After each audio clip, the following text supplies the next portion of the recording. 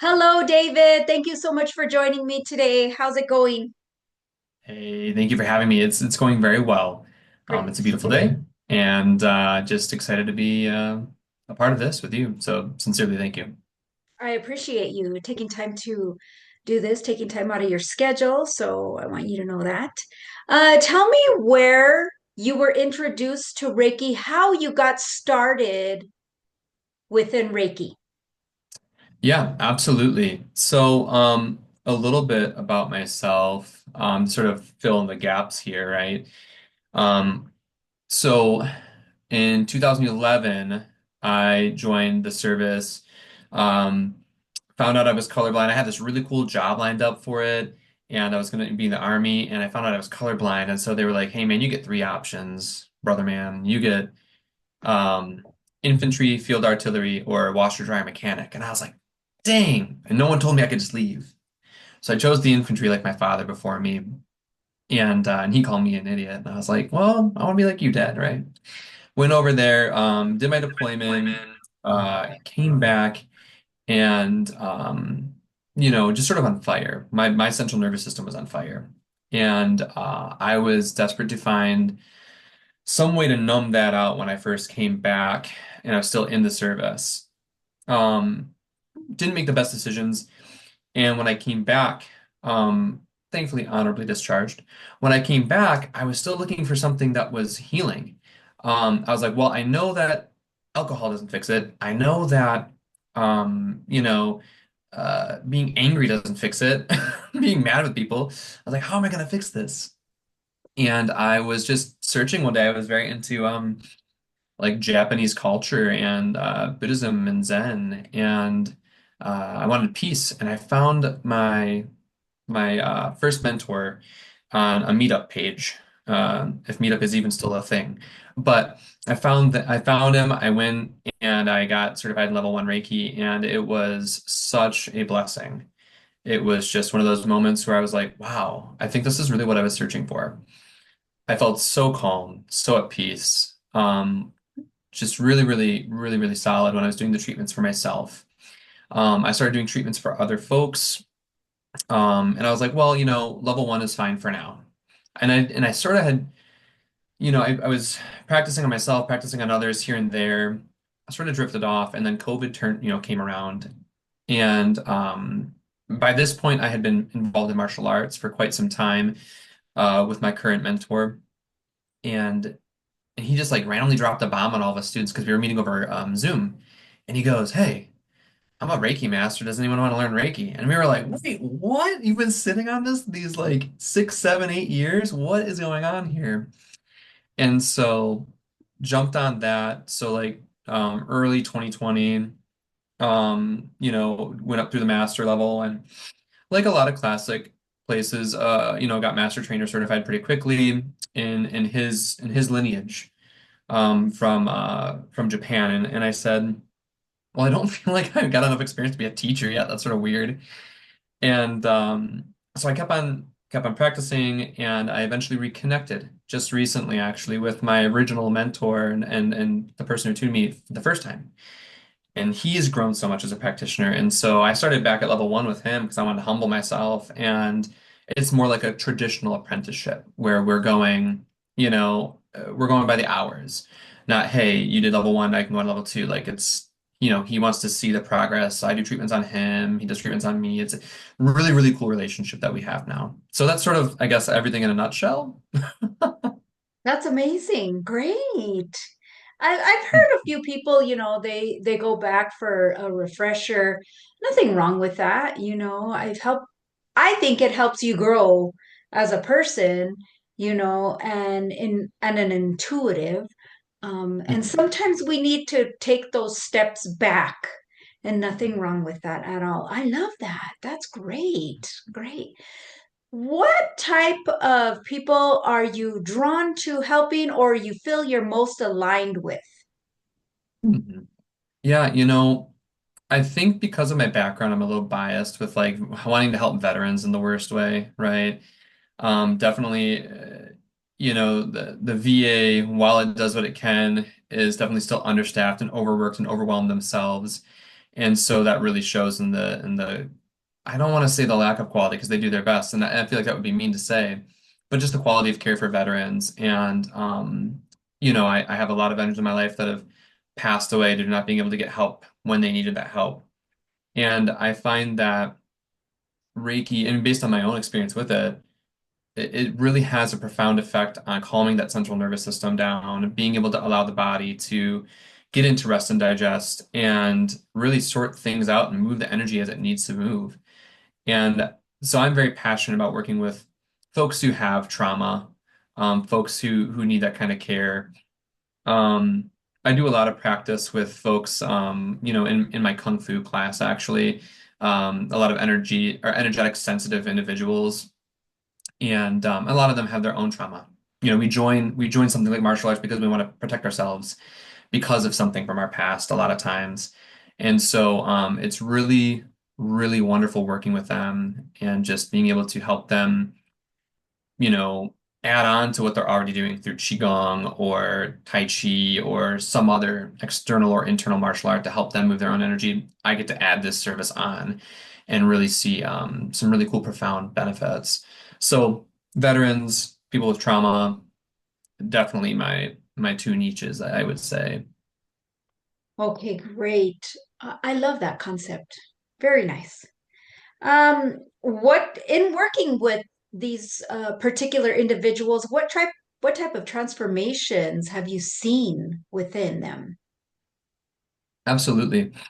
Well, I always use myself as the first reference to this just because of course like I feel like any Reiki practitioner we should be working on ourselves for certain. If I've learned the skill, why am I not using it on myself? Can't pour from an empty cup kind of vibe. And so I noticed the transition in myself was I went from a very angry individual, a lot of demons in my past, just really looking to escape from all of those things, and I was an escape artist. And I went and now I'm in a place where I feel very peaceful. I feel very calm and relaxed and loving and compassionate. I didn't have time for people's feelings before. It was my feelings. That's all that mattered. I was extremely selfish. And a lot of that was a survival response, fight or flight.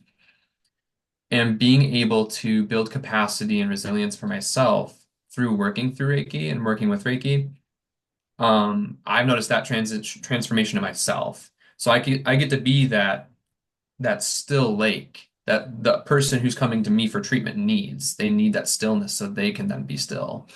Um, and so that's just me. But in others, you know, I've done some sessions for like my wife. I did like the traditional Takata, 4 sessions in a row kind of vibe.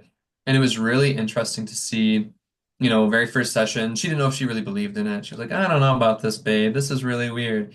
I said, hey, just hang in there with me. Like, and at any point in time, like, you don't want to do this, just say no. And hey, like, it's patient leads the session. And she said, okay, cool. So by the time I got to her head and I did the hand positions on the side, all of a sudden her ears popped and her lymph was draining. And she's like, oh my gosh, what was that? So there's like little physical nudges like that. It really helped her detox. TMI, but I know a lot of times, like when we do those back-to-back sessions, like our body really flushes itself, right? And so she was experiencing that and she was like, wow, this is really wild, man. So there was those physiological things. And then she had things that came up that were very emotional for her. She was like, I haven't felt that wound in a long time. And I was like, well, traditionally in Asian medicine, right? Like something's festering beneath anyways. And so as we gently peel back layers of that energy, right? And sort of the body gets to tell the story, we're sort of getting that up, that sludge is coming up. And then we do the work to clean it. And she was like, wow. So like those effects for my wife, I've had friends in the Kung Fu class where they're very energetically sensitive say things like, I feel my buddy Avi, I love him to death. He has a very poetic way of saying things and said something to the effect of he felt the spirits of nature surrounding us in session. He said, this is a very nature-filled energy. I can feel the mountains and I can feel, he was like, centipede. And, he's very shamanic in nature. So he's telling me all these things. I was like, wow, like, I'm just here trying to do my thing and just relax and let the Reiki flow, and you're feeling all these things, man. I'm happy for you. So there's been some really cool results from the work. And I think always people just are much more calm. They have a sense of peace afterwards, whatever burden that they had. I worked on my best friend and his wife, and they said honestly, like we've never had it before, but we feel so peaceful now. Like everything we were worried about prior, like it doesn't even matter, you know. So. Exactly. Oh, I love it. I love stories like that. I love to hear them. So, as far as what is your vision for how Reiki can support the collective healing in the world? Mm, mm. Yeah, so my vision for that and collective healing, um, I mean, that's a good question. Let me think about it for a second. I really enjoy, and I see this a lot when people sync up the times where they do distant healing at the same time, kind of thing. Across the world, they're syncing that up and they're really sending that energy to those that are hurting, those that have been harmed, those that, they're on the doorstep of excuse me, they're on the doorstep of violence or they're on the doorstep of that war. And really just sending that good intention, that good energy, that Reiki energy to them for their peace and their healing and their, you know, again, just finding peace in something, right? I love that. I think that as well, it starts from within too. And if more people learned this art and just really held it with, I don't know, like they saw the value in it, like the true gem that it is. Yes, Um, I think that that would make a profound difference, even if they didn't go on to heal others and they just healed themselves, right? Because I'm a really big proponent for it. It's me first, and then that flows out for others. I have to fix this first. Um, you know, I can only be as peaceful as, or I can only make as much peace as like I am peaceful. And I find that Reiki really has a great effect in doing that. And so I love that there's online classes where people can learn this so easy. Distance attunements and those things are beautiful. I'm personally a fan of like in-person stuff. But I also recognize that there is no time and space as it pertains to Reiki. And so, sending that forward backward to someone across the world, like just a beautiful concept and a beautiful mission that others have. And yeah, so I think it has a very strong place in healing the world, I guess. beautiful, very beautiful. So, you do treatment in person and distance also? So I mainly do things that are in person. I really like the that vibe. I think it's a much more, and not to knock distance. I think distance is beautiful too. Have I done it a couple times? Certainly, but I feel like I get better and greater results when I am in person. With the client, there's something very energetically beautiful and intimate and of course a professional manner with that client as I share my energy with them and as I am a conduit for Reiki.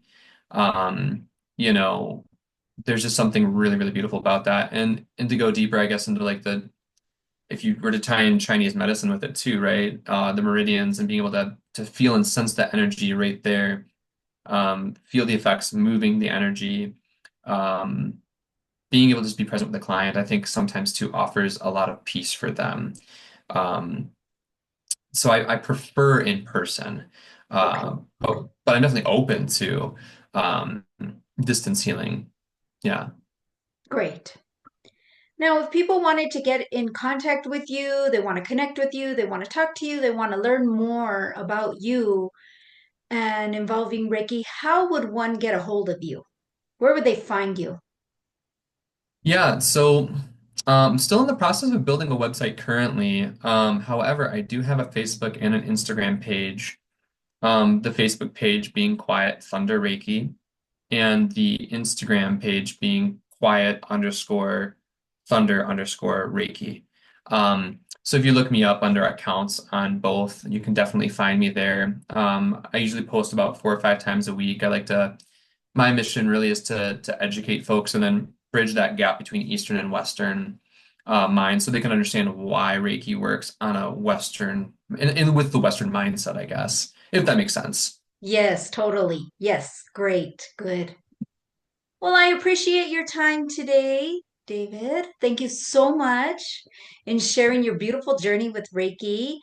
And we'll hopefully stay in contact. And I appreciate you Mhm. being a part of this Reiki Masters community.